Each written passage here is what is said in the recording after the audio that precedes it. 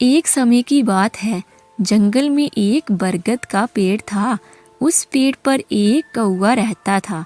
कौवा बूढ़ा हो गया था और वह बहुत कमजोर भी था। उसने उस पेड़ पर अपना घोंसला बनाया। जल्दबाजी और कमजोर होने के कारण उसका घोंसला मजबूत नहीं बन पाया। थोड़े दिनों बाद उसी बरगद के पेड़ पर एक चिड़िया रहने के लिए आई। चिड़िया बहुत ही मेहनती थी और वह अपना घोंसला उस पेड़ पर बनाने लगी। अपना घोंसला बनाने के लिए वह दूर दूर से मजबूत लकड़ियां इकट्ठा करती और फिर वह कहीं से उन्हें बांधने के लिए पतले पतले धागे ढूंढ कर लाती और फिर बड़ी ही सावधानी से अपना घोंसला बुनती थी। कौवा ये सब देखता रहता। चिड़िया के इस तरह करते देखकर कौवा उस पर हंसता। उसने चिड़िया से कहा, इस तरह घोंसला बनाओगी तो सारी उम्र बीत जाएगी। कौवे की ये बात सुनकर चिड़िया ने बोला, भैया, मेरी माँ ने मुझे लगन और मेहनत से काम करने की सीख दी है। कौवा उसकी बात सुनकर हंसने लगा।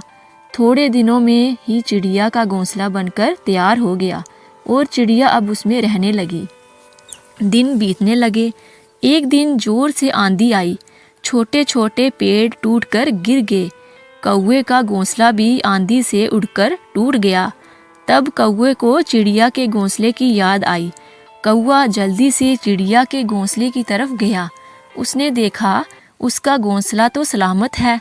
उसने चिड़िया से कहा, आंधी से मेरा घोंसला तो टूट गया है, क्या तुम मुझे अपने घोंसले में रहने को जगह दोगी?